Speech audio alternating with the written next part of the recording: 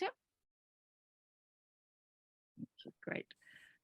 Good evening, everybody, for this session of Radical Anthropology. Again, we're Zoom only tonight.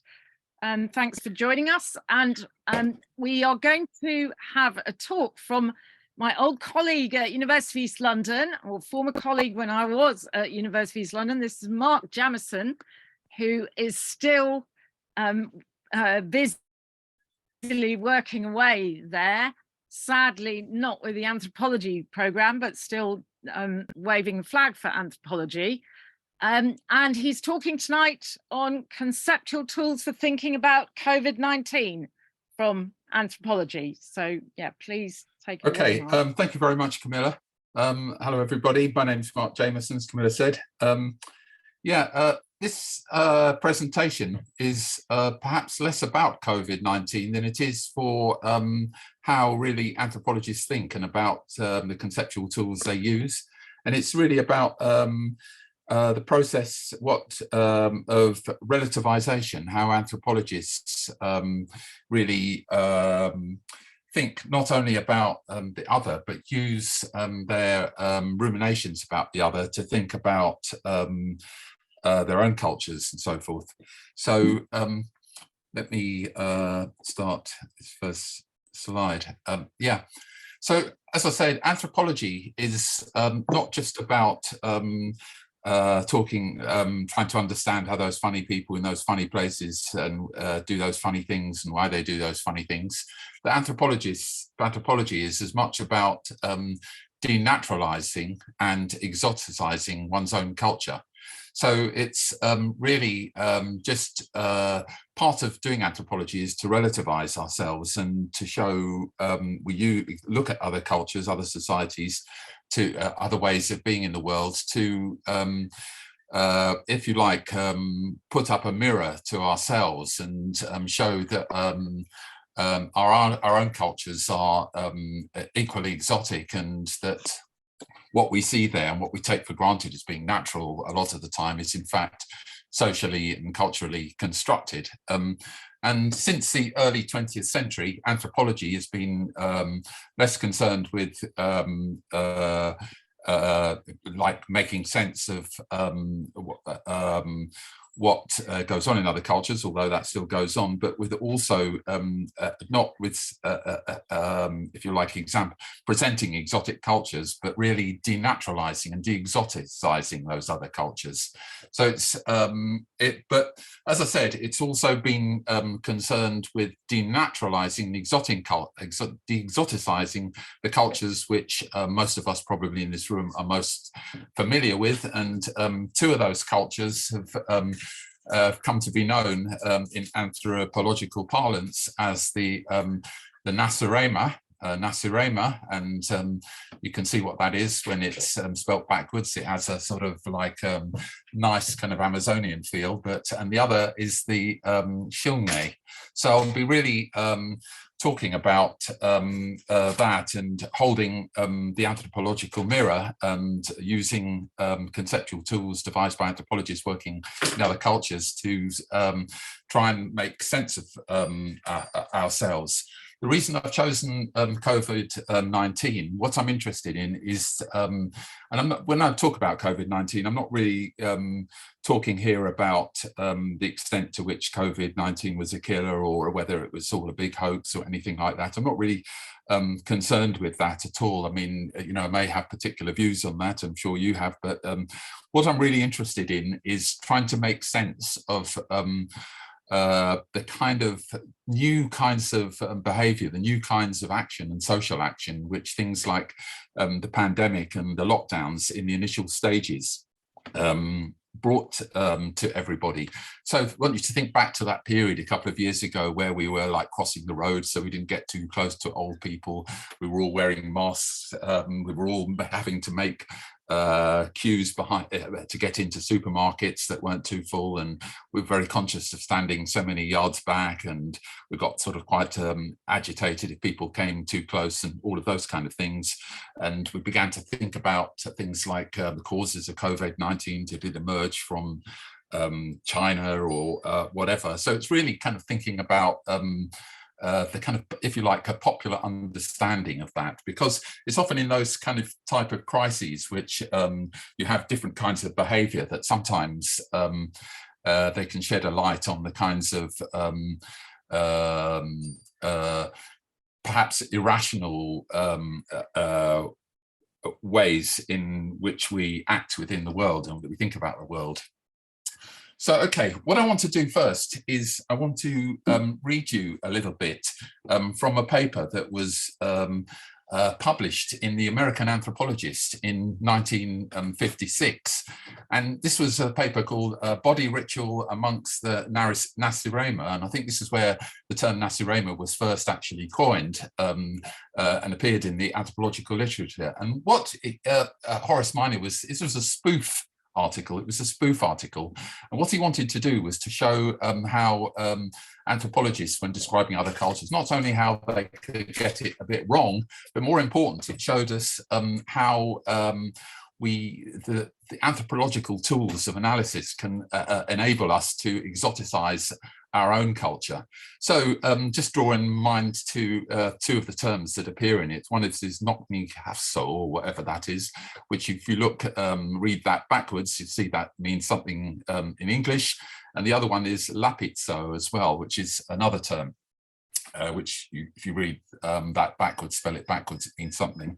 So this article is not very long. It's just 3 or 4 pages. So I'll just read it very quickly, and then I'll come on to my talk. What I think this article, this spoof article by Minor does, is it gives you a sense of how anthropologists use conceptual tools devised initially for examining other cultures, how they use those to bear upon the study of their own cultures. Okay, so I'll start now. This article was called Body Ritual among the Nasirema. The anthropologist has become so familiar with the diversity of ways in which different peoples behave in similar situations that he is not apt to be surprised by even the most exotic customs. In fact, if all of the logically possible combinations of behavior have not been found somewhere in the world, he is apt to suspect that they must be present in some yet undescribed tribe.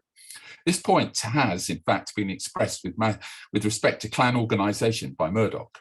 In this light, the magical beliefs and practices of the Nasirema present such unusual aspects that it seems desirable to describe them as an example of the extremes to which human behavior can go. Professor Linton first brought the ritual of the Nasirema to the attention of anthropologists 20 years ago, but the culture of this people is still very poorly understood. They are a North American group living in the territory between the Canadian Cree, the Yaqui and Tarahumare of Mexico, and the Carib and Arawak of the Antilles. Little is known of their origin, although tradition states that they came from the east. According to Nasirema mythology, their nation was originated by a culture hero, Noknik Shaw, who is otherwise known for 2 great feats of strength: the throwing of a piece of wampum across the river Apatomac and the chopping down of a cherry tree in which the spirit of truth resided. Nasirema culture is characterized by a highly developed market economy, which has evolved in a rich natural habitat. While much of the people's time is devoted to economic pursuits, a large part of the fruits of these labours and a considerable portion of the day are spent in ritual activity. The focus of this activity is the human body, the appearance and health of which loom as a dominant concern in the ethos of the people. While such a concern is certainly not unusual, its ceremonial aspects and associated philosophy are unique. The fundamental belief underlying the whole system appears to be that the human body is ugly and that its natural tendency is to debility and disease. Incarcerated in such a body, man's only hope is to avert these characteristics through the use of the powerful influences of ritual and ceremony. Every household has one or more shrines devoted to this purpose. The more powerful individuals in the society have several shrines in their houses, and in fact, the opulence of a house is often referred to in terms of the number of ritual centers it possesses. Most houses are of wattle and daub construction, but the shrine rooms of the more wealthy are walled with stone. Poorer families imitate the rich by applying pottery plaques to their shrine walls. While each family has at least one such shrine, the rituals associated with it are not family ceremonies, but are private and secret. The rites are normally only discussed with children, and then only during the period when they are being initiated into these mysteries. I was able, however, to establish sufficient rapport with the natives to examine these shrines and to have the rituals described to me. The focal point of the shrine is a box or chest which is built into the wall. In this chest are kept many charms and magical potions without which no native believes he could live. These preparations are secured from a variety of specialized practitioners. The most powerful of these are the medicine men, whose assistants must be rewarded with substantial gifts. However, the medicine men do not provide the curative potions for their clients, but decide what the ingredients should be and then write them down in an ancient and secret language. This writing is understood only by the medicine men and by the herbalists who, for another gift, provide the required charm. The charm is not disposed of after it has served its purpose, but is placed in the charm box of the household shrine. As these magical materials are specific for certain ills and the real or imagined maladies of the people are many, the charm box is usually full to overflowing. The magical packets are so numerous that people forget what their purposes were and fear to use them again. While the natives are very vague on this point, we can only assume that the idea is retaining all the old magical materials is that their presence in the charm box before which the body rituals are conducted will in some way protect the worshipper. Beneath the charm box is a small font. Each day, every member of the family in succession enters the shrine room, bows his head before the charm box, mingles different sorts of holy water in the font, and proceeds with a brief rite of ablution. The holy waters are secured from the water temple of the community, where the priests conduct elaborate ceremonies to make the liquid ritually pure. In the hierarchy of magical practitioners and below the medicine men in prestige are specialists whose designation is best translated holy mouth men. The Nasirema have an almost pathological horror of and fascination with the mouth, the condition of which is believed to have a supernatural influence on all social relationships. Were it not for the rituals of the mouth, they believe that their teeth would fall out, their gums bleed, their jaws shrink, their friends desert them, and their lovers reject them. They also believe a strong relationship exists between oral and moral characteristics. For example, there is a ritual ablution of the mouth for children, which is supposed to improve their moral fiber. The daily body ritual performed by everyone includes a mouth rite. Despite the fact that these people are so punctilious about care of the mouth, this rite involves a practice which strikes the uninitiated stranger as revolting. It was reported to me that the ritual consists of an inserting of a small bundle of hog hairs into the mouth, along with certain magical powders, and then moving the bundle in a highly formalized series of gestures. In addition to the private mouth rite, the people seek out a holy mouth man once or twice a year. These practitioners have an impressive set of paraphernalia consisting of a variety of augers, awls, probes, and prods. The use of these objects in the exorcism of the evils of the mouth involves almost unbelievable ritual torture of the client. The holy mouth man opens the client's mouth and, using the above magical mentioned tools, enlarges any holes which decay may have created in the teeth. Magical materials are then put into these holes. If there is no naturally occurring holes in the teeth, the large sections of one or more teeth are gouged out so that the supernatural substance can be applied.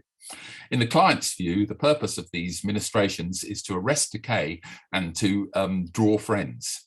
The extremely sacred and traditional character of the rite is evident in the fact that the natives return to the holy mouth men year after year, despite the fact that their teeth continue to decay.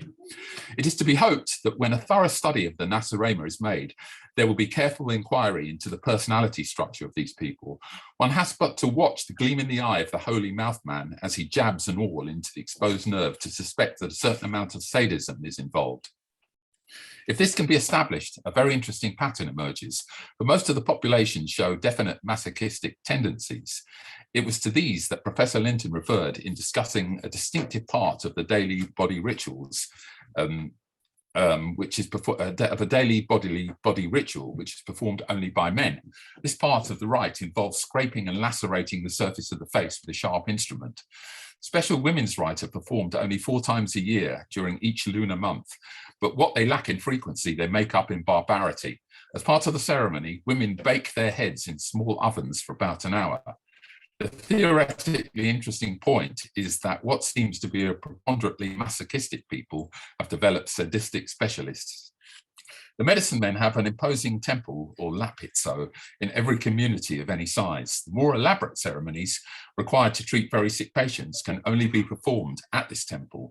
These ceremonies involve not only thaumaturge, but a permanent group of Vestal maidens who move sedately about the temple chambers in distinctive costumes and headdress. The latipso ceremonies are so harsh that it's phenomenal that a fair proportion of the really sick natives who enter the temple ever recover.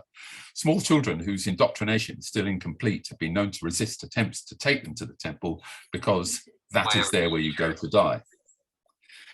Despite this fact, sick adults are not only willing but eager to undergo the protracted ritual purification if they can afford to do so.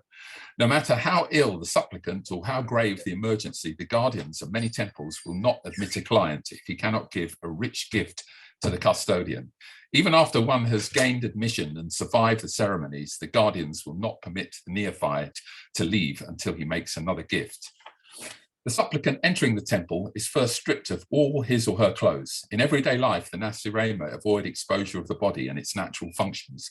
Bathing and excretory acts are performed only in the secret of the household shrine, where they are ritualized as part of the body rites. Psychological shock results from the fact that body secrecy is suddenly lost upon entry into the latipso. A man whose own wife has never seen him in an excretory act suddenly finds himself naked and assisted by a Vestal maiden while he performs his natural functions into a sacred vessel. This sort of ceremonial treatment is necessitated by the fact that the excreta are used by a diviner to ascertain the course and nature of the client's sickness. Female clients, on the other hand, find their naked bodies as subjected to the scrutiny, manipulation, and prodding of the medicine men. Few supplicants in the temple are well enough to do anything but lie on their hard beds. The daily ceremonies, like the rites of the holy mouth men, involve discomfort and torture. With ritual precision, the Vestals awaken their miserable charges each dawn and roll them about on their beds of pain while performing ablutions, in the formal movements of which the maidens are highly trained. At other times, they exert magic wands in the supplicant's mouths or force him to eat substances which are supposed to be healing. From time to time, the medicine men come to their clients and jab magically treated needles into their flesh. The fact that these temple ceremonies may not cure and may even kill the neophyte in no way decreases the people's faith in the medicine men. There remains one other kind of practitioner known as the listener. This witch doctor has the power to exorcise the devils that lodge in the heads of people who have been bewitched. The Nasirema believe that parents bewitch their own children. Mothers are particularly suspected of putting a curse on children while teaching them the secret body rituals. The counter magic of the witch doctor is unusual in its lack of ritual. The patient simply tells the listener all his troubles and fears, beginning with the earliest difficulties he can remember. The memory displayed by the Nasirema in these exorcism sessions is truly remarkable. It is not uncomfortable for the patient to bemoan the rejection he felt upon being weaned as a babe, and a few individuals even see their troubles going back to the traumatic effects of their own birth.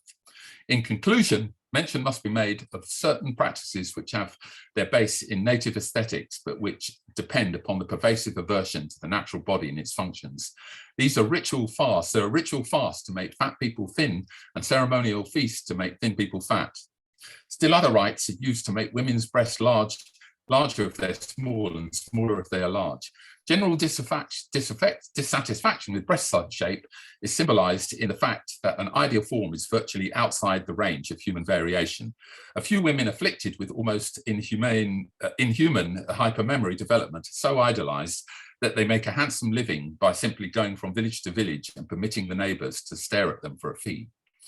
Reference has already been made to the fact that excretory functions are ritualized, routinized, and relegated to secrecy. Natural reproductive functions are similarly distorted. Intercourse is taboo as a topic and scheduled as an act.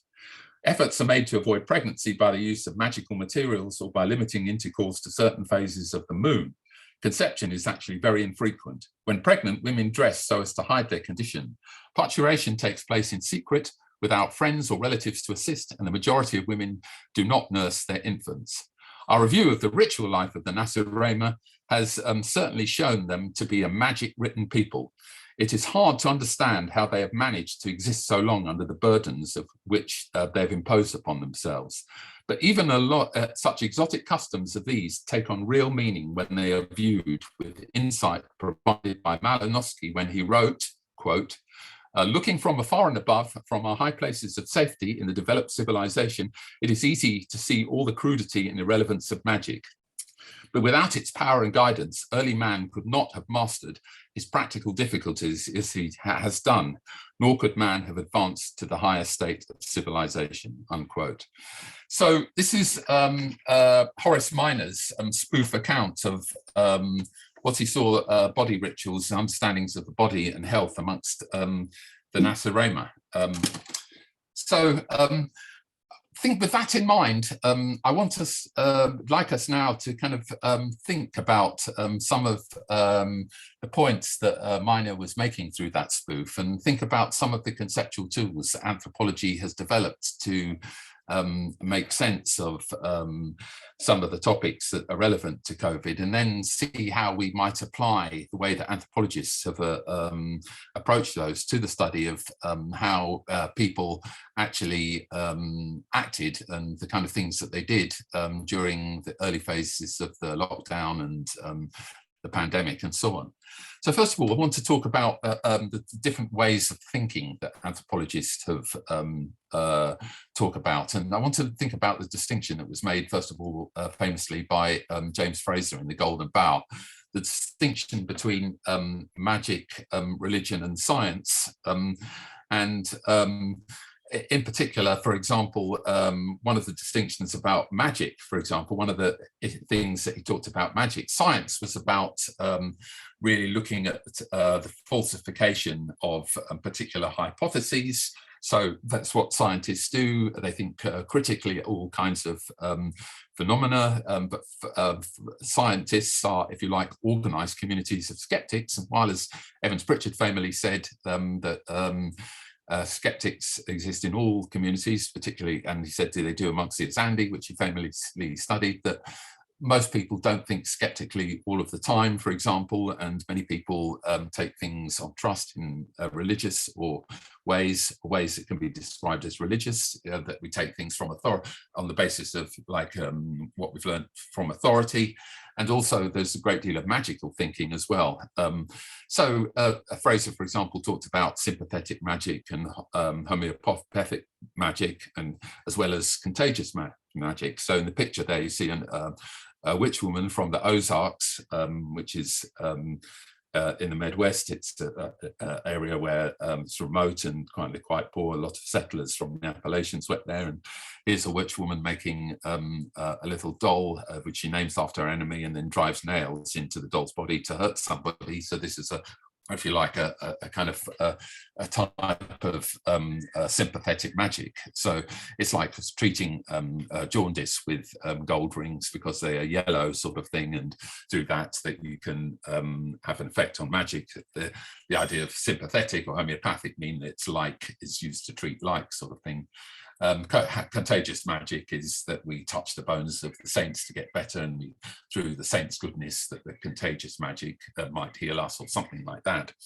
So Malinowski developed this idea more fully in science, magic and religion, which is where the quote that Miner used at the end of his piece actually comes from.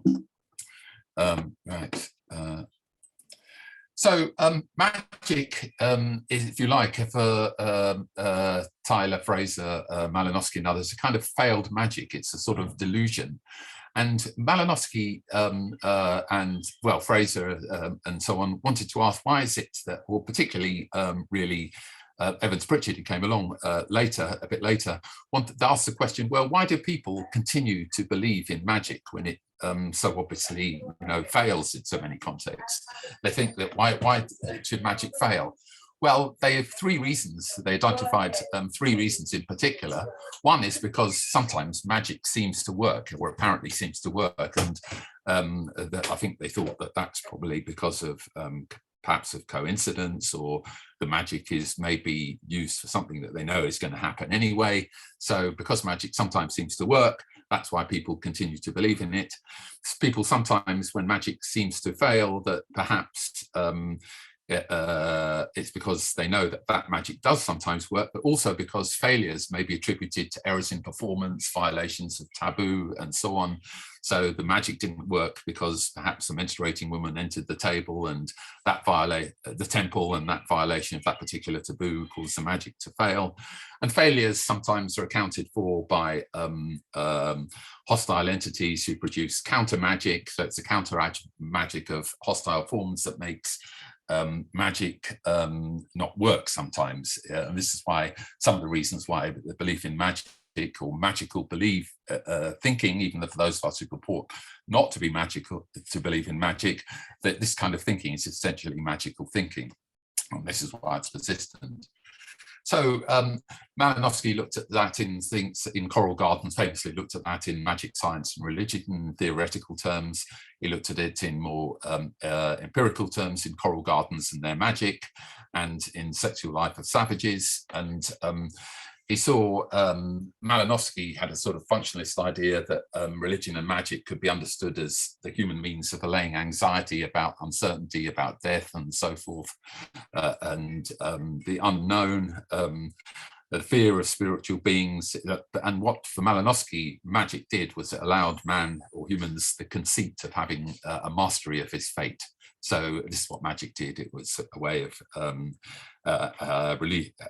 relieving our anxieties about the unknown.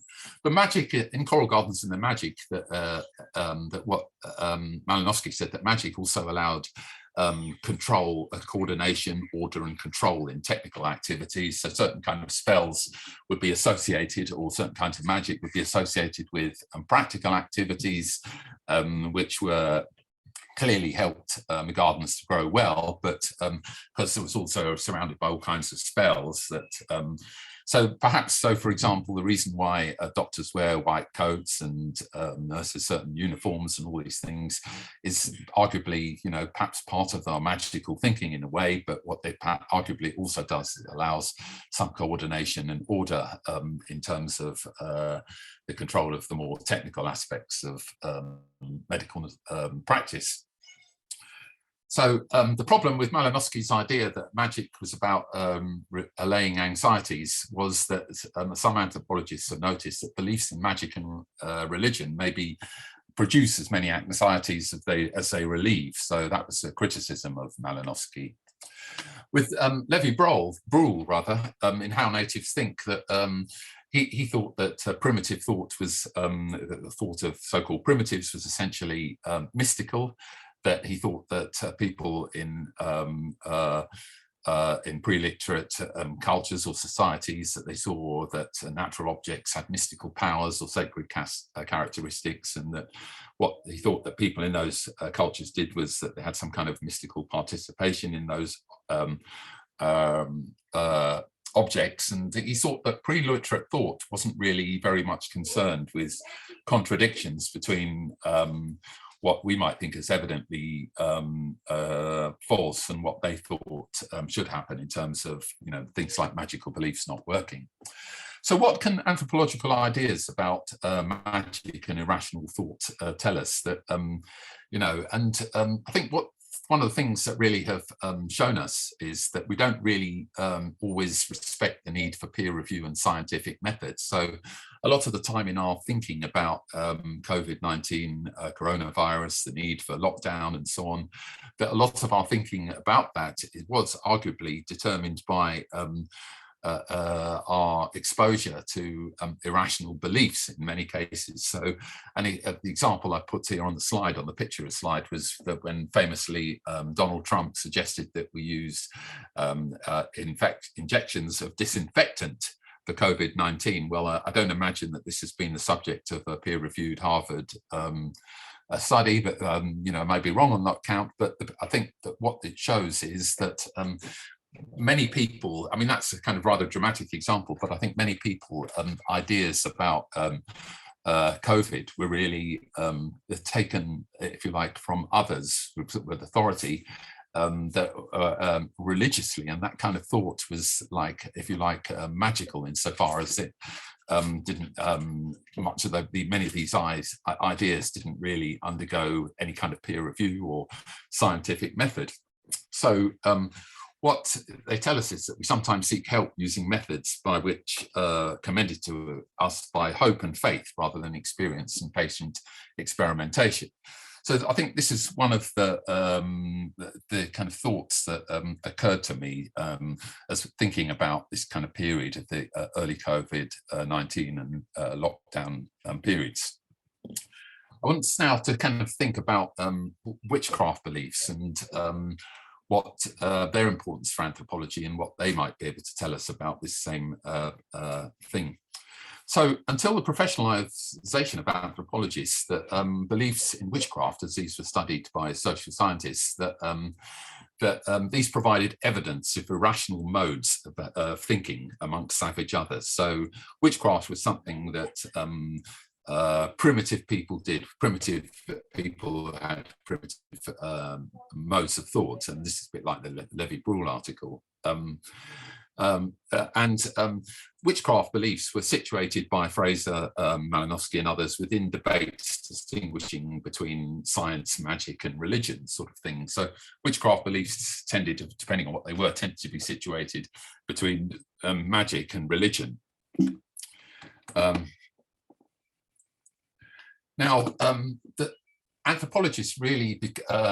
anthropology really came of age in terms of the study of religion with Evans Pritchard's important monograph, which is pictured here, Witchcraft, Oracles and Magic amongst the Azandi, which was published in 1937. And this is really, if you like, the first really focused account of the philosophical or ideational system of a so-called primitive society. And this is the Azandi of southern Sudan. And what was particularly important about it was that Evans Pritchard's account of Azandi witchcraft beliefs was expressed in terms of social action as well. So Evans Pritchard gives us a great deal of context and tries to make sense of these beliefs in terms of their context to make sense of witchcraft ideas, of witchcraft beliefs.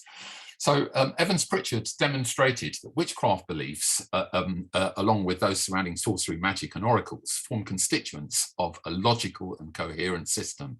This was a philosophically coherent system. And Zandi ideas about witchcraft were really fundamentally organized around two premises. One was that there's no such thing as coincidence is one kind of tenet of Zandi philosophy, or at least orthodox Zandi philosophy, because as Evans Pritchard said, there are Zandi skeptics, just that there isn't an organized community of skeptics as there is, for example, in scientific departments or whatever, but there nevertheless are individuals, Zandi skeptics, but nevertheless within mainstream Zandi thought that the two beliefs that underpinned their system was there's no theory of coherence and of coincidence rather, and also the second is the centrality of human agency as the cause of misfortune. So if one is the subject or victim of any kind of misfortune, maybe death or illness or whatever, loss of their grain crop or whatever, this is because of a human agency in the form of what they call witchcraft. And witchcraft was caused by individuals having witchcraft substance in their belly, something which he called, was in the Zandi called mangu. And the thing about witchcraft was that this is something that wasn't unusual and very, very spooky or whatever it is, but something which was ubiquitous. People talked about witchcraft, about mangu every day, that people talked about misfortunes about being caused by witchcraft all the time. And so they were all the time, people were seeking the causes of their particular misfortunes, the misfortune of others. And what was important for anthropologists, that what Evans Pritchard noticed was that it accounted for scapegoating, envy, and the marginalization of others. So if others were marginalized in some way, if people were envious of them, or they wanted to scapegoat them in some way, it was them who really were the causes of this misfortune. It was them who projected witchcraft substance or whatever it was that came from witchcraft substance to cause the illness and death of others. So witchcraft in this idea has human agency. And if we see that this is something that arguably within some ideas, you see this tweet by Piers Corbyn that the CV pandemic was simulated in October 2019 by mega rich control freaks, Bill Gates, George Soros, and their cronies. So now it's real. So we have human agency, which is causing it. So it's others who are causing misfortune. Let's get that one. So witchcraft is what's important, and Evans Pritchard made this influential distinction between witchcraft as a form of kind of scapegoating, so that misfortune is attributed to the actions of others who we dislike or we suspect of envy, or who we are envious of, perhaps the rich. And he made distinction between witchcraft, which is and sorcery. Sorcery is a set of techniques, whereas witchcraft is something which comes in spite of yourself from within your own body.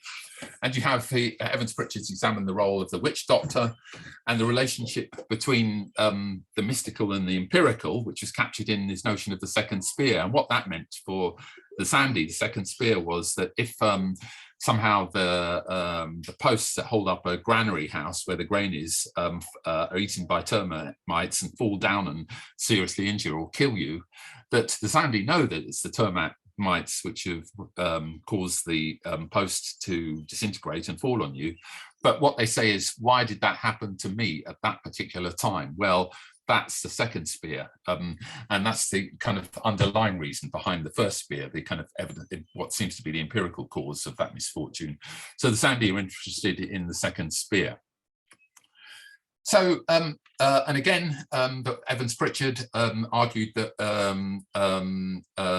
that witchcraft beliefs persist in the face of counter evidence, and this was because it comprised an intellectually coherent system, that if you accepted those two premises, that no such thing as coincidence and all misfortune is humanly caused by human agency, then that's fine. That its skepticism is recognized, but only in relation to certain people and techniques, not to the system, so that even the skeptics has to exist within a particular the system where ideas about witchcraft are completely dominant, just as we exist in a system where we have to believe in the reality of money and capital and things like that. We may not believe in it, but nevertheless we have to exist in that reality. So it's the same for Zandis, have to exist in this system where Mangu is the sort of, if you like, dominant philosophical system.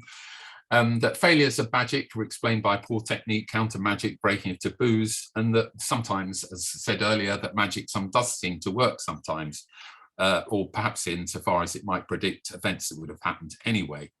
So what can anthropological work on witchcraft and sorcery tell us, particularly about COVID-19 and early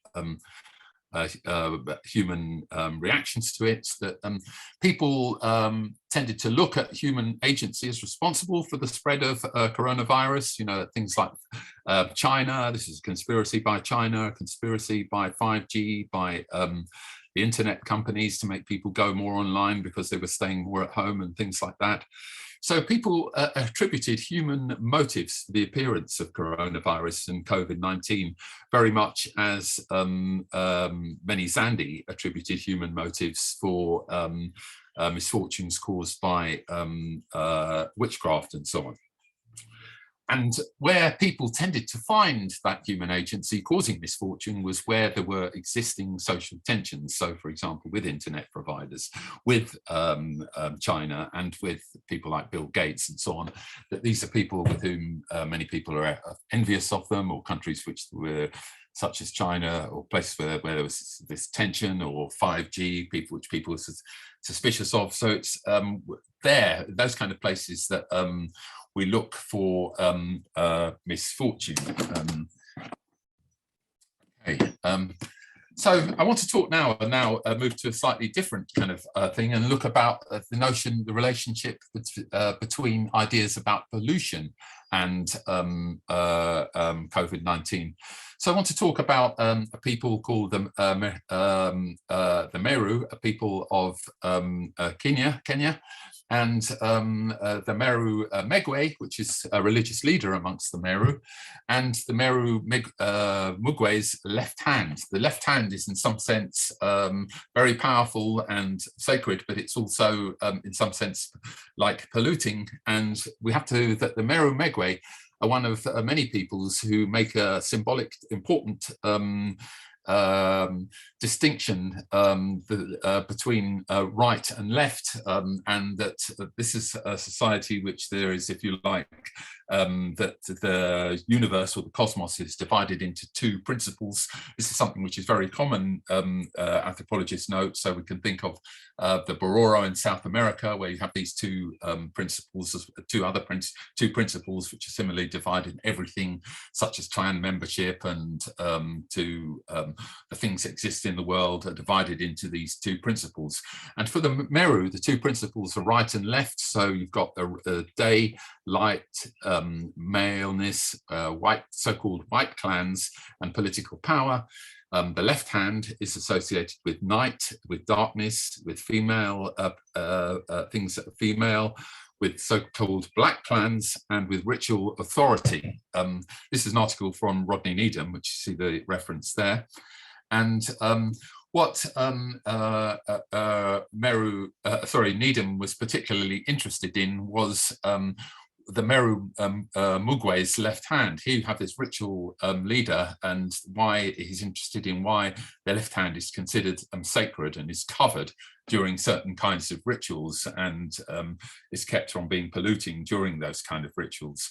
And these kind of ideas about rituals on pollution are really explored in theoretical terms, most fully by, or famously by Mary Douglas, who I think was important mentor for Chris, and her famous book Purity and Danger, which is in 1966, where Douglas explained that ideas about pollution and why things are considered polluting, like for example in South Asia certain castes are considered polluting, that certain other things are considered polluting in other cultures, that what they are to do with is not to do with things like matter out of place, that human beings inevitably impose, or different cultures impose, classifications on order, and order on untidy experience. So the world out there is really untidy. It's but what human cultures do is that we classify the world into different principles like animal, mineral, vegetable, or whatever.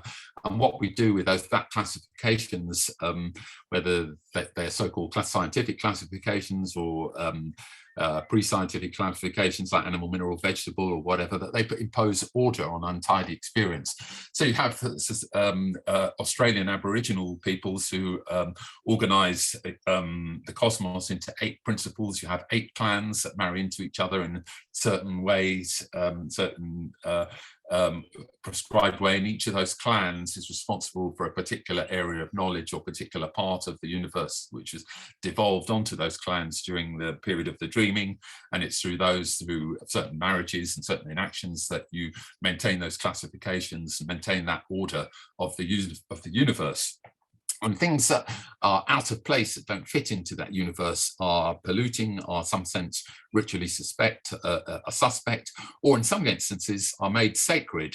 So things that are sacred and polluting are both, in some sense, things which are outside of being easily classifiable within this particular system of knowledge that you have.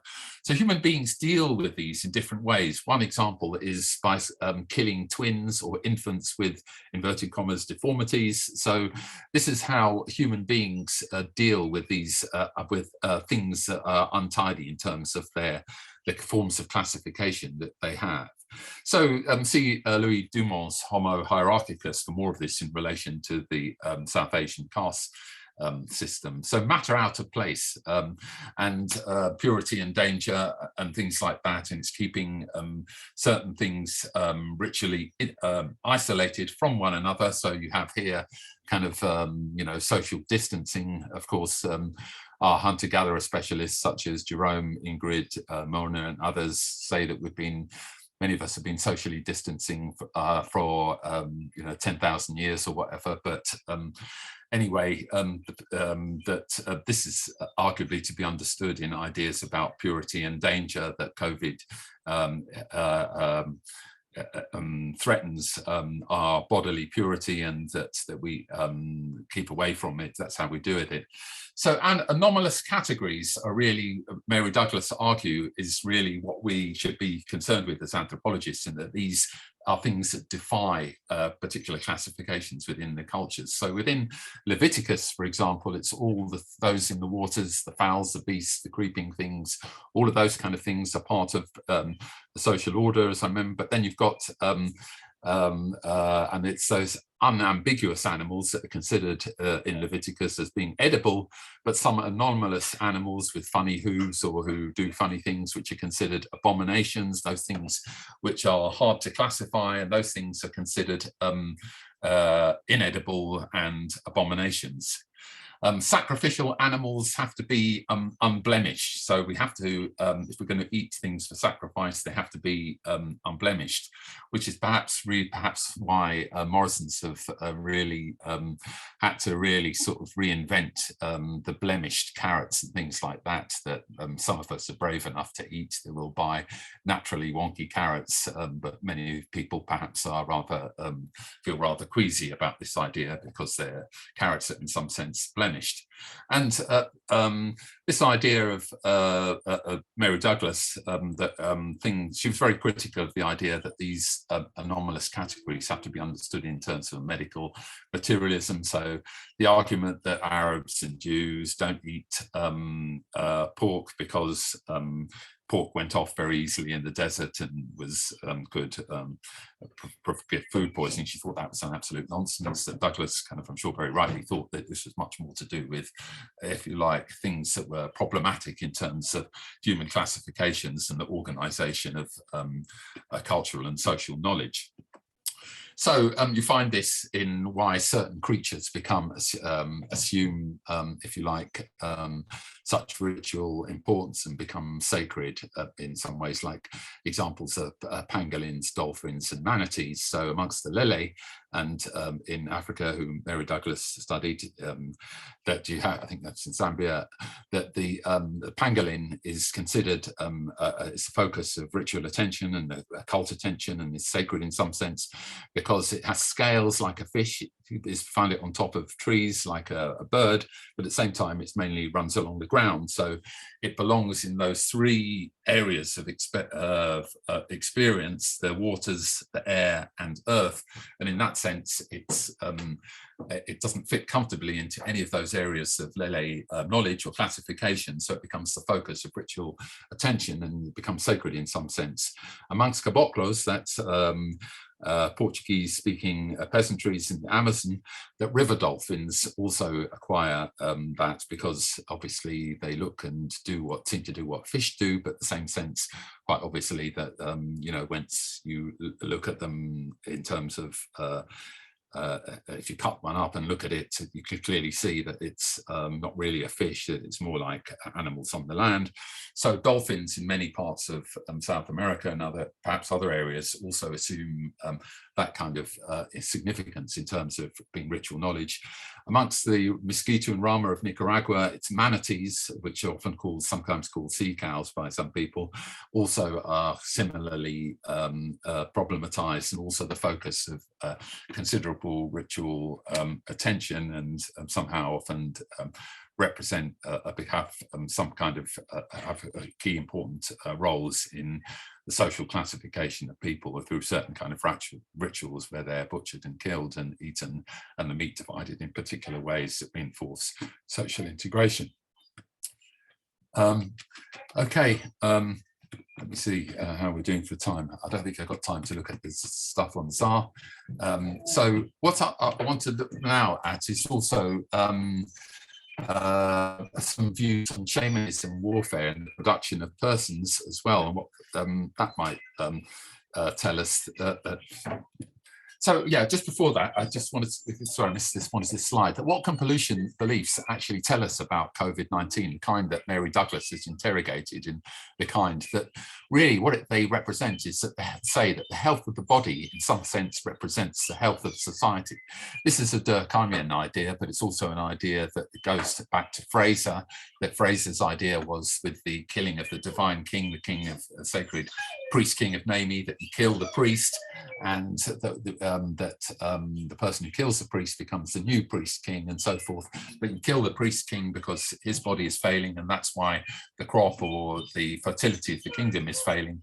So the health of the body represents the health of kind of society, and with things which I didn't look at the Tsar cult, with things like the closure of bodily orifices and containment of exuvii, things which is matter out of place, which Douglas calls matter out of place, that you minimize those threats to the body, but also you minimize those threats to society.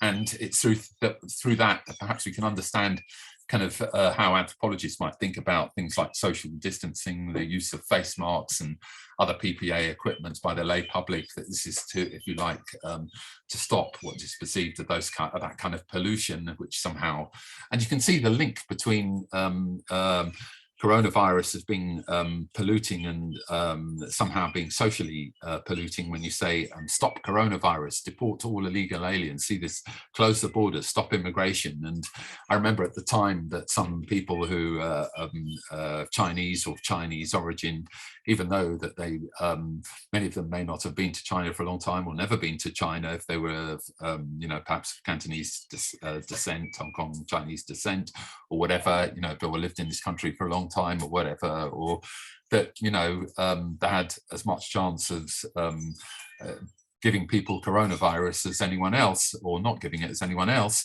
but nevertheless somehow there was this kind of anti-Chinese kind of feeling that Chinese people were a threat to the health of our society, and also the health of the bodies of people within that society. Let's see how I've got for time. Okay. Mark, don't worry, just take it as you've yeah, is that okay? Yeah, you're fine. Just keep going. Okay. Right. I want then just to talk, I'm getting quite near the end anyway, so I want to talk just about another topic as shamanism, warfare, and the production of persons, that what many Amazonists, lowland South Americanists have argued, who works, is that really what lowland South and Central American cultures are really being concerned with, at least are concerned with the production of persons and of extracting power to produce more persons and extracting the power of persons of others. So this is really, this idea is a little bit informed by Santos Granero's view of Amazonian politics of the occult, and where he argues that lowland warfare, and this is particularly warfare through shamanic attack, is less about numbers killed and about extracting as much as possible from their victims. So in actual headhunting in the past, that it's really what headhunting is about. It's not so much vengeance, it's about that things like faces and souls for the actual exist in finite quantity. There's a limited amount of them. So warfare and headhunting is about getting faces for your particular group from other groups, and also souls. And therefore predation is essential for the production of purposes. And it's through warfare that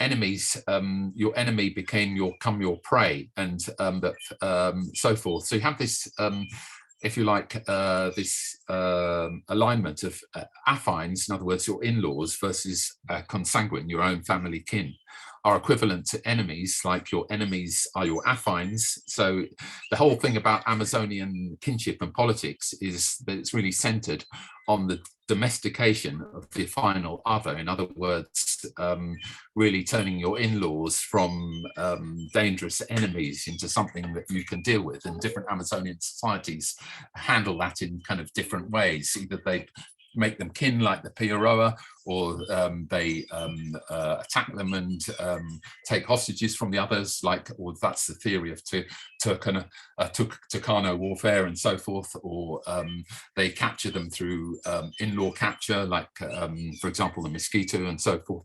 So this is how you domesticate your in-laws. Is really central to Amazonian politics. And so then, this is what it's really all about. So what shamans do is about, what shamans are very good at is they monopolize ritual techniques of life-giving. So it's those shamans who can help you get pregnant, stop you get pregnant, who can make you heal the sick, who can make the well sick if they need to be. They are really guarantee health and fertility to both human beings and the environment. And political power of shamans and the rituals of production are, for Santos Granero, thereby mutually intertwined. And we can see how that it kind of works in a sort of a doctor's sick note for work. There's an example of a pro forma sick note for water. So this is where political power and rituals of the production of persons actually intersect in our own society. John Rowling looked at Piaroa shamans in terms of that. That Amazonian populations are not economies of resources, but really economies of people, that it's economies of persons, and it's the latter that are in short supply. And therefore mystical technologies and practice are focusing and obtaining this. And what shamanism for many Amazonian societies is a male preserve, symbolically legitimating economic and political order. So what can shamanism tell us about COVID-19?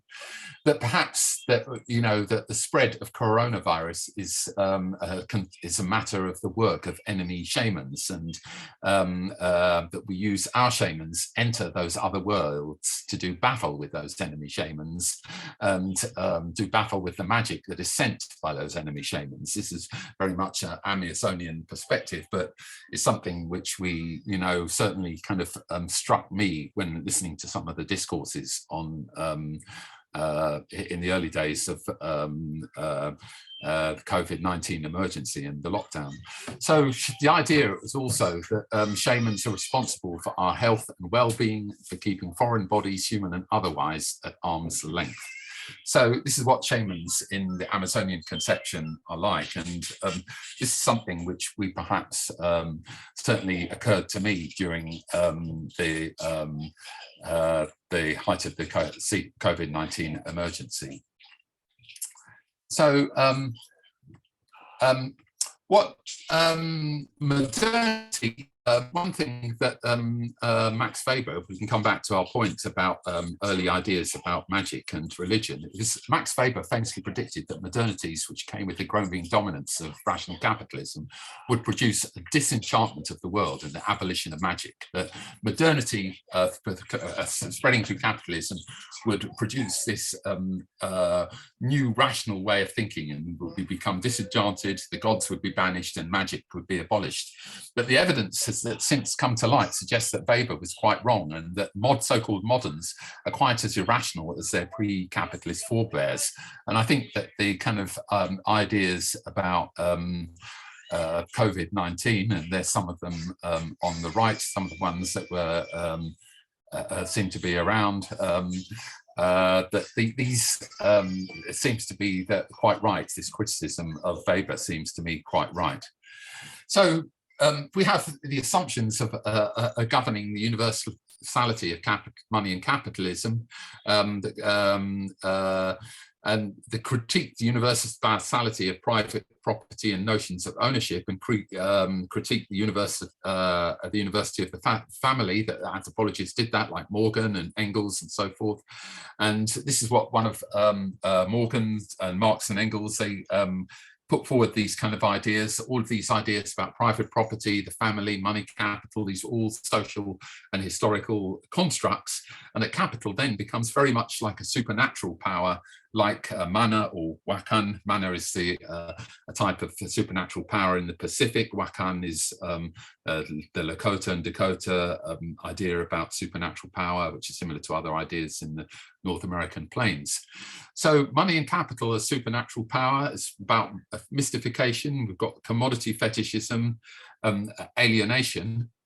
So what can Marx's interrogation of capitalism culture tell us? That we have fetishized a coronavirus and attributed to it supernatural powers, that we've lost our agentive control over our bodies, from which we've become alienated and therefore become dependent on forms of magic that don't work. Has coronavirus, did it show us all of that?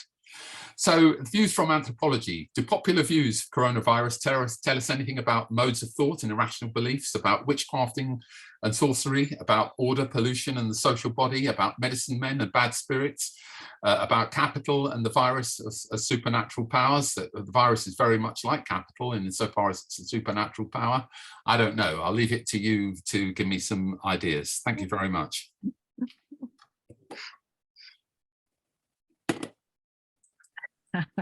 Wow, thanks, Mark. You've just done the whole history of anthropology in relation to coronavirus. Wow, you've got a lot to choose from there. Does anybody want to come up with comments or questions for Mark? Very good education, that. Any immediate thoughts? Chris, you gonna go? Absolutely fantastic and hugely funny and brilliant. I couldn't help laughing. I tried not to laugh too loud in case it interfered with the proceedings. I know there's a lot of noise coming from behind you as well, of course. Oh yeah, sorry about that. It's like the clangers, the magical clangers are in the background. Yeah. So, but okay. I mean, I presume you're not saying that the idea that we should keep 2 meters apart was magical thinking, because I have a feeling that the virus is a real thing in some sense, and that we rather. Sorry, can you say that again, Chris? You broke up. I couldn't hear that. Okay, I'm assuming that we're not accusing the medical establishment and all those who told us you must keep 2 meters apart. I'm assuming you're not treating that as magical thinking, and I'm assuming you agree with me that actually those viruses in some sense are real, and that if you didn't want to get rather ill, and if you're rather old, you might get dead, and we actually needed to keep 2 meters apart for reasons of science, not reasons of magical superstition. Am I right in making those assumptions? Yes, you are, Chris. I'm not thinking. I'm not in any way, as I tried to say at the beginning, downplaying the reality of the virus, and in any sense, the danger to it. But what I'm really interested in is, in the paper, is that the popular understanding of coronavirus and some kind of popular ideas, and of course, the 2 meters rule that may well have had some basis in scientific understanding how the virus is transmitted. I really don't know, but what we took that on was really, in some sense, most of us took that on, is that we didn't know the science behind it. We took it on as religious faith, in terms of it being religious faith, and then what it did was it made us, or many of us, for quite a long time, behave in ways that we'd never behaved before, because we took this this idea as in terms of truth, in religious terms. So I'm not in any way trying to do that. I had my jabs. I'm glad I had them, and it didn't stop me getting it twice. I got it twice, but I did have the jabs, and I believed in the reality. I believe in the reality of the coronavirus and the different strains and all that. But what I'm really interested in terms of the this paper is what popular reactions to and ideas about coronavirus can tell us about irrational thinking in modern Britain and other places from where all of you might be, North America or wherever you're watching this from.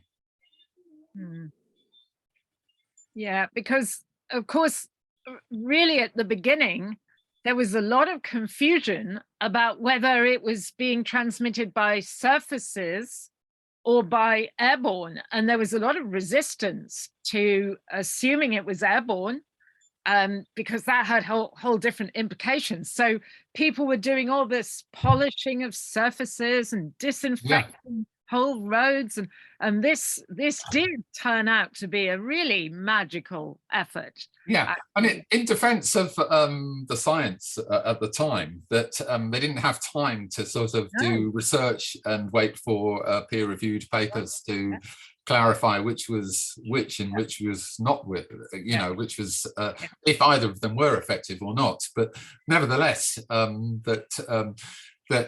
so they had to put them out there, sort of thing, if you like, and the way in which we perhaps interacted with those ideas was in some sense religious or magical. Mm.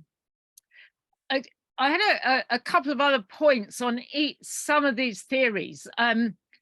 One in terms of the sort of the politics of witchcraft, because of this kind of changes whether it's kind of punching up against more powerful people and challenging them, or punching down against the marginalized.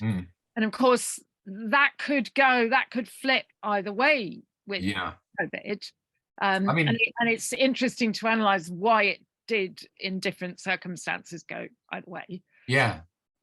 And then another point is, well, the pollution associated to COVID did not really acquire any aspect of sacredness, did it? Because, of course, the pangolins and the Mugwe's hand have this strange ambiguity of being both polluting but also sacred, which and destroying classification, creating the sacred. So that's kind of a bit of an issue there with COVID. And the other aspect of it with the Marx and the capitalism was there was linking perhaps to Weber. Of course, COVID actually stopped capitalism in its tracks quite extraordinarily. I mean, you did not expect that bunch of Tory scum cabinet. They didn't want to have a lockdown. They wanted to carry on trading and give Britain the edge, but they were forced to a position because the scientists said to them, you'll have 500,000 dead people if you don't do the lockdown, and actually bring capitalism to a screeching halt. So you could say, well, maybe you could say if Weber is associated to disenchantment, the Protestant ethic, the spirit of capitalism, that was the antithesis of capitalism, suddenly giving rise to all this. I think those are all excellent points, Camilla. In terms of your first point, though, is probably the one I've just make a comment of and treat the others as excellent observations. But anthropologists have noted that witchcraft accusations do, in fact, as you say, work two ways, that they are usually envy, and they're also fear of envy. So those are the two sides. So it's the rich ascribe witchcraft to the poor, and the poor ascribe witchcraft to the rich. But where you find it mostly is where there are economic imbalances, because when people more or less have, broadly speaking, the same, broadly speaking, comparable lifestyle, there isn't a comparative de-emphasis on witchcraft. And I wrote two papers on this where I looked at how the mosquito growing inequalities had produced growing belief in sorcery, which had always existed, but there was now a much greater emphasis on sorcery, whereas before you had shamans who would, if there was misfortune and people came to the shamans to ask them, well, what's going on, they would describe the causes of misfortune externally to external spirits from within the mosquito demonology, and it was more an emphasis. But with the inroads made by the monetization of the mosquito economy, at least in the two villages where I looked, I was working, which I examined comparatively, that you had this gradual recession of shamanic authority, and shamans were within the village who projected the causes of misfortune outside the village to supernatural others, and more this idea of sorcery, where there were the causes of misfortune were caused by others, living other human beings within the community with whom there was some either envy or fear of envy of those. So I've actually got 2 papers that actually look at that. But of course, it's Evans Pritchard and who really, and of course, Max Marwick in his famous paper on social strain and witchcraft, which is one of the classic papers on exactly that point. Mm. Thanks. Have we got other questions here on this? Any aspects of people's experience that are illuminated by Mark's observation?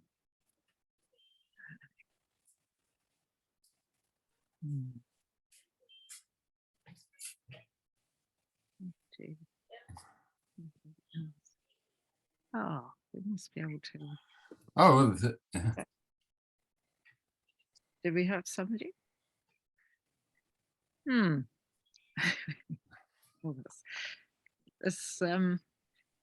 yeah, I'm sort of on the capitalism thing. Oh, Mark came. Come on. Hi. Yes. Thanks, Mark. Hi. That was very interesting. I missed the beginning. Can you hear me? yeah, hi, yeah, I can, yeah. Yeah, I missed the beginning. So sorry if you sort of said something to this, but I just want to sort of throw a couple of things I consider to be facts. Anyway, I mean, the facts are always disputed, but I mean, the one most obvious one is that pandemics happen. I mean, this has been the reality of at least civilization for 10,000 years, and they happen on a vast scale. They cause the collapse of civilizations. There's serious evidence that the Roman Empire might have collapsed in part because of some form of plague. Certainly, we know about the Black Death in Europe, wiped out 40% of the population, transformed society entirely. Many theories that capitalism is a product of that social collapse. And of course, the 1918 flu pandemic was extraordinarily influential, damaging and destructive. But of course, what happened after the 1918 flu pandemic is that there was this massive level of denial that it ever happened. So much so that the number of books and research papers into the 1918 flu pandemic was tiny in the last century. There's been more since, apparently. But this level of denial, because it killed perhaps 100 million people, maybe not that many, was staggering. And we've gone through exactly the same process. The level of denial across the planet about what we've been through, what we're going through, what we might happen in the future, I find quite shocking that humanity has just gone into this situation. I mean, there were news reports a few weeks ago about we've got about a 1 in 3 chance, something like that, of another pandemic, a different virus or something over the next 10 or 20 years. That's a rough prediction of various scientists. I mean, these things are always debated, but it's a real prospect, especially with climate change and especially with the way in which we're developing into areas, wild areas, putting humans very close to bats and other animals, all these processes. The evidence is overwhelming that it was a zoonotic origin of the COVID virus, just as AIDS was obviously not from a lab or anything else. I mean, the evidence, clearly it's absolute, it's almost entirely nonsense, the idea that it comes from a Chinese lab. There's very little evidence. There's overwhelming evidence that it came from the countryside, it came from live animals. We don't know that 100%, but we're 99% there. And yet, from what I've read, I was just looking at it, apparently 66% of the American public believe that COVID came from a Chinese lab, despite the fact there is simply minimal scientific evidence. But of course, people want to somehow believe it's an enemy, that it's a political problem rather than a basic fundamental problem of, well, it is a political problem. Our social system is a political problem. But I mean, back in 2020, it was just nutcases and Donald Trump who thought that it was all from a Chinese lab. And now most of the population in the West seem to believe this. It really is quite scary. I mean, we shouldn't be surprised, I suppose, from what you just said. Yes, that humans do. They project onto other people, but psychologically, why is it, do you think, Mark, that we find it more comfortable to think that disease isn't so much from nature or from bigger situations we're creating around nature, but actually comes from individual bad actors, witches and others? What is the psychological aspect of that? Well, that's very interesting. I mean, I'm not a psychologist to really answer that question, but it is excellent and I think but as I said at the very beginning, which you would have missed, Mark, that I in no way deny the existence of the pandemic, and that I got my jabs and I had it twice and was, quite unwell for one of them and so on. So I in no way deny the reality. But what I'm interested in is exactly those points of why it is, what the popular reaction was. That's what my paper was about, and the how we act and people and what I think this kind of crisis did was that it showed up, if you like, what might have been some anthropologists have called modes of irrational thought, if you like, very, very clearly. And I think that your point about why is it that so many people continue, and in fact more seem to be believing that COVID originated in a laboratory in Wuhan or whatever, that's the kind of thing that I'm interested in. And I'm interested in anthropological terms, why it is that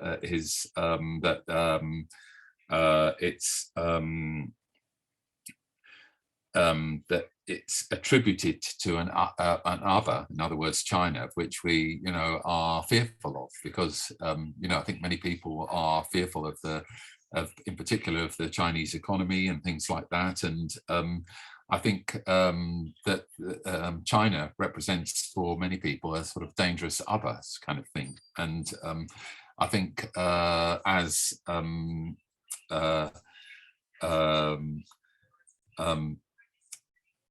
Santos Granero argued, that it's those dangerous others who, if you like, are it's from those dangerous others that hostile shamanic attacks come from.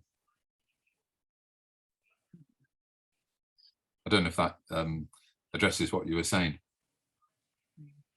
Isn't it also to do with denying nature agency? We prefer to have agency within the human realm.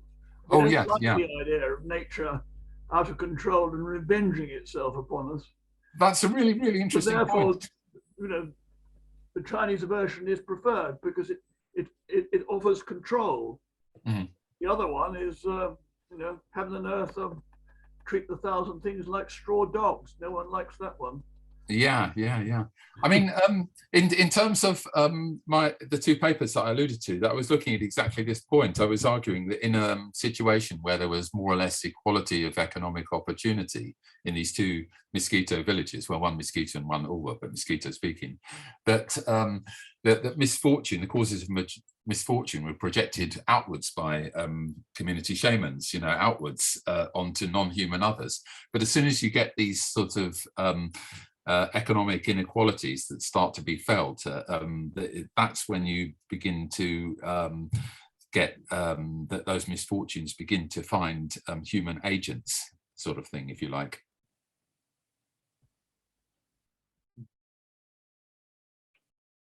I don't know. Any more?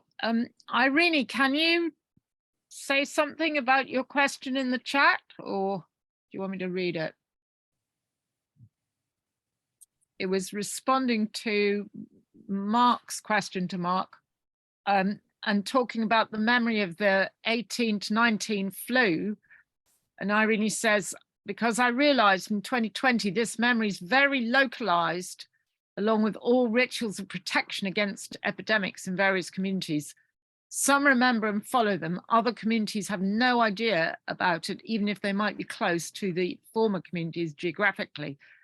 So how can we understand those differences in remembering, learning, and establishing processes? Is there the same kind of localization going on with COVID in terms of COVID denial or forgetting? I wonder. Hi, thank you for this, Camila. Actually, I'm not sure because I don't have as much information as we have today about it. I know about some communities. I'm originally from Greece. So I know some communities that were hardly hit by the influenza of 1918, and those communities reacted in a completely different way during the pandemic of COVID. And they were also considered to be, you know, exaggerating. And it is very interesting because I started observing, and the rituals of avoiding, I don't know, an epidemic, they were there, but I was thinking that this was something like a common thing. And when the authorities started giving instructions, I realized that the rituals of avoiding the epidemic are not a common thing, that they exist in some communities, but they don't exist in other communities, and they have to be, people have to be instructed to establish some ways of doing things. So my question is how we can understand these differences through the magic, or I don't know, because some communities seem to have this knowledge, but not all of them, even in the same country or same region. That's a really, really interesting, Irenis. Thank you very much. I'm not sure how we might understand those differences, but the fact that there are such differences suggests that these kind of reactions to these kind of things are, to some extent, or at least in this context, culturally constructed sort of thing. And in that sense, that it's interesting that there are those differences, in that those differences might be, you know, significantly different in, and that insofar as those differences are culturally constructed, that perhaps that is sort of perhaps some evidence for, I guess, what I was just trying to kind of throw up in this presentation sort of thing. Yeah, but in terms of the differences, perhaps perhaps those differences are to be understood in the at the time, the relative isolation of those communities to one another, insofar as that perhaps people were less mobile stayed more within their communities, so different kind of if you like, types of action that might have been taken, or different practices, protective and ritualized protective practices might be not really kind of spread very far from one community to another. Whereas, of course, in the pandemic and the kind of reactions that we are familiar with, of course, that the reason that we kind of, broadly speaking, or share a lot of what we know about those reactions is quite similar to what each of the other of us know, is because, you know, we have the internet and so forth, you know. So I can do. Sorry, go on. I finished. Yeah. Okay. Just what was so delightful and funny was the way you kept on juxtaposing various sort of instructions from the government, and you know, to keep 2 meters apart, but all sorts of other things which we all suddenly saw in a completely new light, and had to ask ourselves the question: well, is this perhaps magical thinking? And of course, it's absolutely hilarious.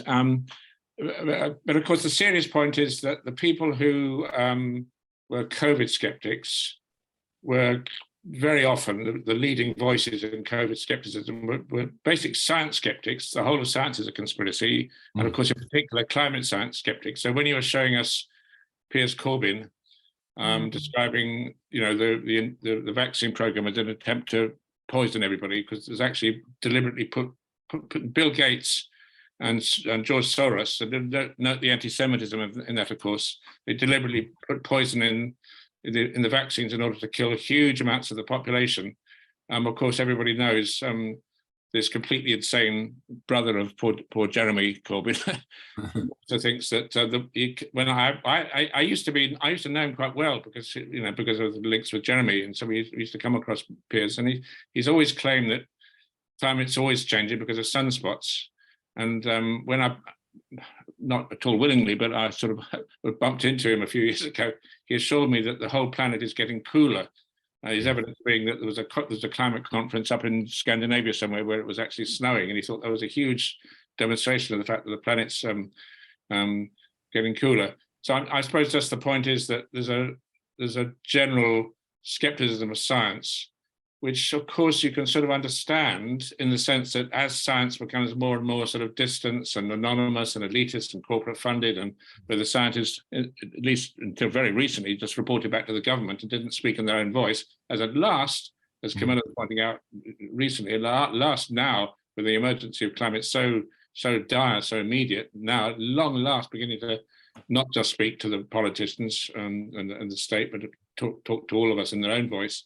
That may be changing a bit, but I suppose what I was, I mean, I'm actually quite concerned about these conspiracy theories because, how do I put this? There have certainly been very good friends of mine, including people who've been attending these radical anthropology classes, who've been saying, "Well, Chris, there is a point about Bill Gates. I mean, he is funding these vaccines. He's making a lot of money out of it. The more the more vaccines, more people are worried about vaccines, the more money he's going to make. And we know about Soros. And there have been, people are sort of saying, well, you need to give. They're sort of telling me, Chris, I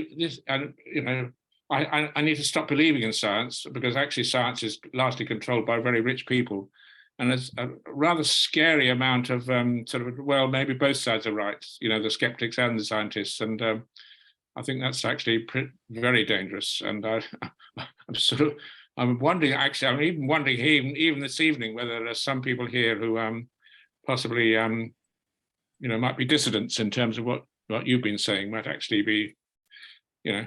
I mean, the thing with science is that, what makes science different perhaps to, and in some ways similar to kind of skeptics of science, if you like, and also perhaps the Zandi skeptics of this all, that is that scientific understanding is based, at least ideally, on scientific method, really, in the sense that it's about producing hypotheses and then falsifying those hypotheses and so forth, and keeping a healthily skeptical attitude and using principled methods of inquiry and experimentation and so on. Where was I going with that?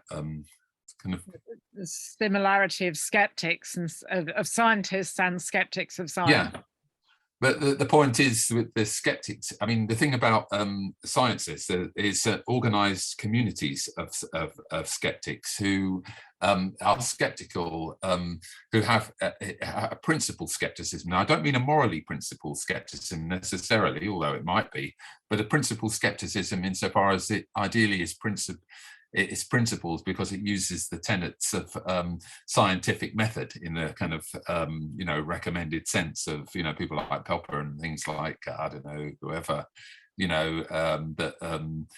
that it's about that's how science should work. Of course, it's not necessarily ethically or morally necessarily principled, in the sense that science, although it may be, the thing about science is why that it's got some traction is that quite a lot of it seems to work. A lot of science, it has end product, if you like. The problem with it is that it's to what ends is that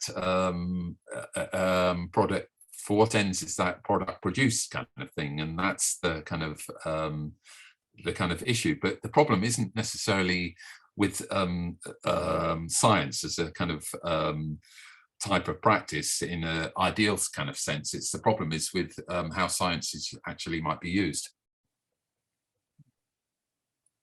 The key point about science is that it's collectivist, that you can't just collectivist. Yeah, that's where I was going, Chris, in that it's an organized community of skeptics.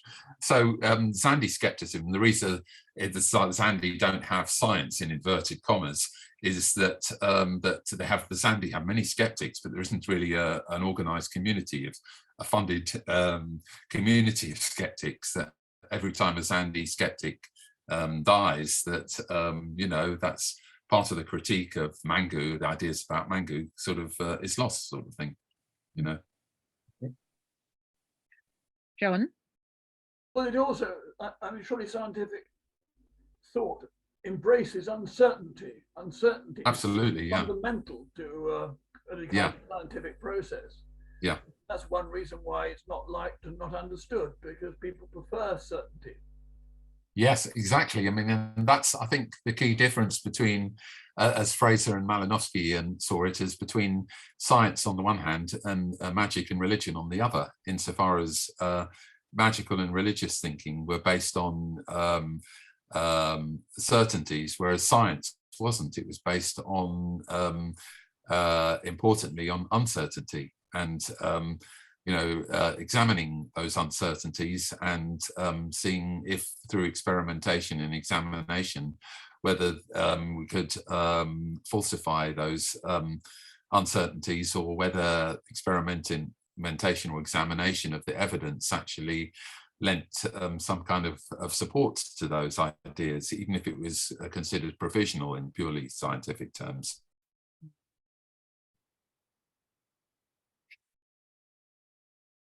Yeah. Any more thoughts, anybody? We've got a couple of links online. Anyone else? I'm just thinking of the different ways that people responded and reacted to masking, and the way that changed through the whole epidemic, and of course was so different culturally in different parts of the world. If we just think of this part of the world, and that invoked an enormous degree of antagonism, and now today especially so, because it's as if you're wearing a mask, it's almost like you're contagious or something, or you're bringing the contagion there. Just recently, with the experience of my sister in hospital, where she was immunosuppressed, and it was very hard to get medical staff to wear masks in those contexts, which was quite scary for her. So there you have people with scientific training who should understand it. And, I mean, in instances like that is, okay, maybe you think there's no evidence for it, but don't know that, you're not certain. Why take a chance? You're in a situation where you don't need to take a chance. Just put on a mask. It may not have any effect, but it might. It doesn't hurt to put the mask on, does it? That's absolutely. As one old mosquito man said to me when talking about shamanism, he said, "Why take a chance?" Why take a chance? Exactly. Yeah. Mark, have you got some more thoughts? Well, I mean, I'll just say that, I mean, as I understand it, and things are changing all the time, and I must admit, I get as confused as everyone else, there seems to be a polarization across the Western world between those who are pro sort of a neoliberal elite and are therefore very pro-science, certainly pro-vaccines, if you like, the establishment, often associated with the so-called mainstream media. And then you've got this sort of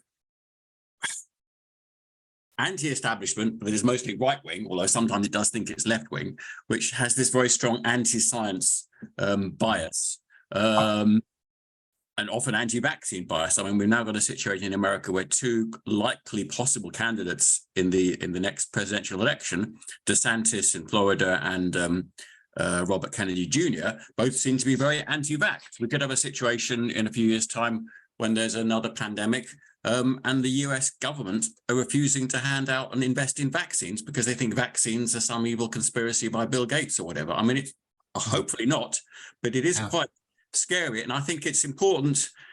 Well, the only hope I can see is not to engage with either side there, because I'm not a fan of big pharma on it in the way it is set up now, or indeed, Biden or Keir Starmer or any of that establishment either, is to create some other alternative, which is, to put it crudely and in a rather old-fashioned way, science, real democratic science, and socialism. It's crude and obvious, but I think we have to sort of say that. And I suspect, it's not perhaps for me to say, but I suspect a sensible one is socialist society that took science seriously would do things like have free COVID-19 tests for everyone, so you could know whether your cough was COVID or not, and not spread it to your family and others on buses and tubes and wearing masks. And masks, the evidence for masks is completely overwhelming. That's not true that masks, there's any controversy. They don't guarantee you won't get COVID, you won't spread COVID, but if you wear them on buses elsewhere, it will reduce the spread.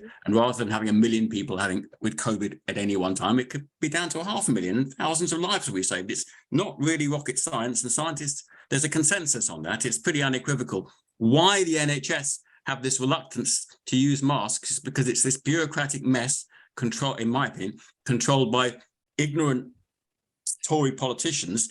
And so they just one week they're told to wear masks, and next week they're told you cannot wear masks. And it makes the Soviet Union look like a rational paradise, the way the NHS in some respects is run, despite the fact that it's brilliant in other respects. And one other thing, just simple as this, I don't know the figures, but just think of the amount of money that the governments, especially British governments, have spent on all sorts of things over these past few years to deal with COVID-19. If 10%, some tiny fraction of that, had just been spent improving ventilation in public buildings, the amount of not just COVID, but flus and other respiratory viruses would be hugely reduced. And the life expectancy of all of us, because respiratory disease is, according to some estimates, the #1 cause of death, because flus and other such things weaken you and then bump you off in later years. All our lives will be improved with a relatively small investment. It's not that that's not happening. No one is even discussing it. We're not even discussing the most basic things. It's like not discussing water cleanliness in the 19th century. It's just incredible, in my opinion. Yeah. Yeah, I mean, just to say to that, I mean, I'm like you, Mark, I think I'm a believer in the science as used for, in the right kind of way. But as Darcia said, and as you said, Darcia in her post, I don't know if she's gone, but that there is a lot of science which labours under conflicts of interest, and it's that which inhibits good science. And this is something, of course, which is the subject of Thomas Kuhn's famous The Structure of Scientific Revolutions, is what inhibits development of science is those conflicts of interest of all kinds, various kinds, everything from, like careers where people have invested in particular ideas to, more sinister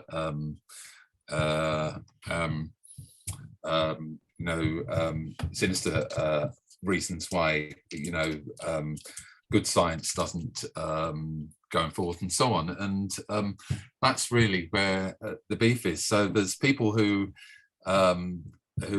think uncritically about how good science is. There are people who are very anti-science, but there also needs to be a space for people who think about how science should be used and for what and for whom and by whom, sort of thing. And I think that's what you're saying, Mark. And if that's so, and I think what Darcia was saying in her post, I think that's really interesting and good point. Chris has got his hand up. I didn't know if any. No, I haven't. No, sorry. Sorry, that was. No. I was just going to add to back up Mark here that, when I got COVID, it was the only time that we did not open the windows. It was an incredibly cold night. And the room, this was at UCL, the room at UCL claimed to be properly ventilated by these magic machines, but we didn't open the windows. And not just me, but also Chris got COVID that time.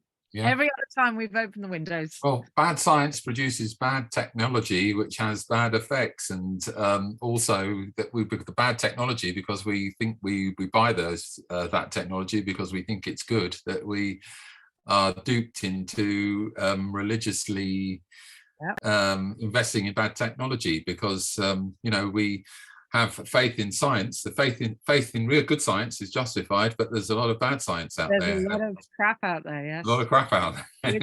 which is put in an authority. It's wearing authoritative clothes. Yeah. But it doesn't. And what I'm suggesting in this paper, presentation, is just that thinking about some of these issues using anthropological kind of conceptual tools can help us think through some of those kind of issues, is what I guess I was hoping to do, rather than put forward a particular. So in a way, this presentation was more about perhaps some of the uses that anthropology, the anthropological thinking, some of the popular uses that anthropological thinking might be put to, sort of thing. Yes, Chris, did you want to come in, and then maybe we can wrap up? That's something incredibly sort of lame and kind of obvious. I mean, Dash has quite rightly said we need to say that there is considerable corruption of science in areas of child development, formula use, sleep training, and so on. I think it's so important to say that there's corruption of science and there's science. And I think it's just so important to say that if a certain form of science is corrupt, if it's taken that form, what, to save some politicians some money, to make money for whatever, blah, blah, blah. I mean, if it's corrupt, I'm sorry, but I don't think we should call it science. I mean, you can call it, I suppose there's no harm in calling it sort of bad science, but I just think it's so important to keep alive the idea that there is such a thing as science. And if a form of knowledge empowers certain people at the expense of others, white people at the expense of black, men at the expense of women, Britons against the whatever, I'm sorry, but it's just not science at all. It's ideology. That's the word for it. It's ideology. It's the kind of knowledge that empowers certain people at the expense of others. My idea of science is that it's empowering. If you're a human being, knowing that water consists of H2O, 2 volumes of hydrogen to 1 of oxygen, whoever you are, whatever your religion, whatever your race, whatever, anywhere in the world, if you're doing, electrolyzing water, and you know that it's going to be 2 volumes of hydrogen and 1 of oxygen, it'll give you, you won't keep making mistakes. It's kind of empowering in that sense. So I'm saying knowledge which is empowering of all of us because we're humans, I call that science. And knowledge empowers some people at the expense of others. I don't want to call it science. I don't really want to call it bad science. It's ideology. No, I completely buy that, Chris. I completely buy that. Okay, let's end on that note. I want to have the final word. Hang on. Well, we're going to say thanks to Mark for giving us these tools to think with. I just wanted to mention for next week, because we have John here with us, John is going to be giving the talk, John Cox is going to be giving the talk next week, looking at the prehistoric temples of Malta and Gozo. And that should be a really exciting talk, taking us back to archaeology and archaeoastronomy. So please do join us next week again.